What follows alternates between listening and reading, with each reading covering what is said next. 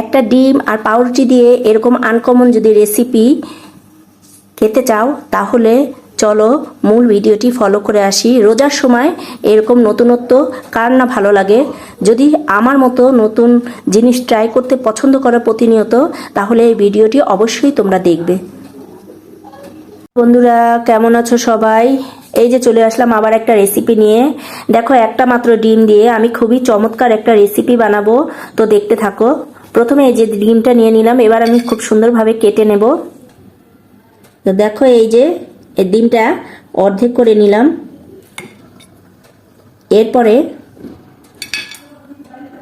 এই তো ডিমগুলো এভাবে কেটে নিলাম। আমি 4 পিস করব, তাই একটা ডিম নিয়েছি, তোমরা বেশি করলে বেশি নেবে। তো এই যে কেটে নিলাম, এভাবে করে নিয়েছি। তো এখন দেখো কি করব। এই যে পাউরুটি পানিতে ভিজিয়ে নিয়েছি আমি, সেটা এখন এটার সাথে এমনি মাখিয়ে নেব। এই যে পাউরুটিটা আমি এভাবে ছেনে নেব।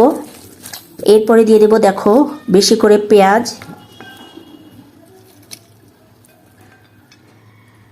এরপরে নেব কাঁচামরিচ, নেব ধনেপাতা,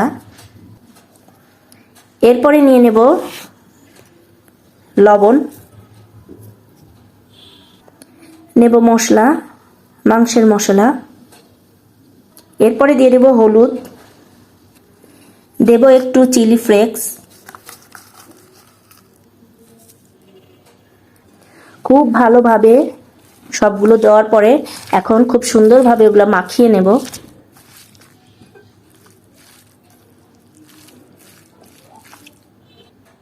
এখন একটু বেসন দিয়ে দেব সামান্য পরিমাণে, বেশি দেব না। এই যে এতটুকু দিলাম। এখন আবার এগুলো সব সুন্দর করে মাখিয়ে নেব।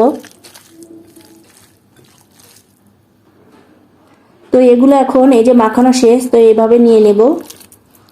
দেখো এভাবে নিচ্ছি, নিয়ে এই যে ডিমটা এটা এর মধ্যে দিয়ে দেব, দিয়ে আলতোভাবে এটা এর মধ্যে পুর করে নেব।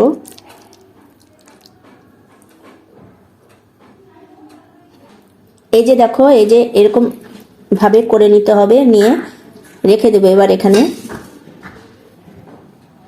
আবার একটা বানাবো। দেখো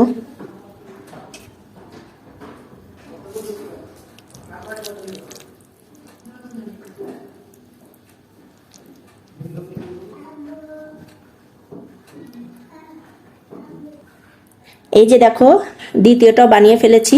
এবার এই তো সবগুলো করা শেষ, এবার চলো চলে যাই ভাজতে। এই তো একটা ফ্রাই প্যান নিয়ে নিয়েছি, এর মধ্যে তেলও দিয়ে দিয়েছি। দেখো তেলটা গরমও হয়ে গেছে। তো আমি এখন এগুলো আস্তে আস্তে করে এই তেলের মধ্যে দিয়ে দেব।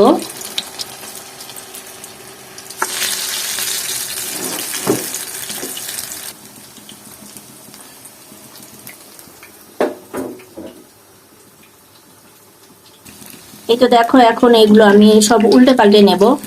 এরকম ব্রাউন কালার হতে হবে, ব্রাউন কালার হলে তারপরে এক পাশ হয়ে গেছে। দেখো আলহামদুলিল্লাহ তৈরি হয়ে গেল আমার খুবই মুচমুচে একটা ডিম আর পাউরুটি দিয়ে এত সুন্দর মজাদার আনকমন রেসিপি। তো আজকে এতটুকুই। সুস্থ থাকবে, ভালো থাকবে। আসসালামু আলাইকুম।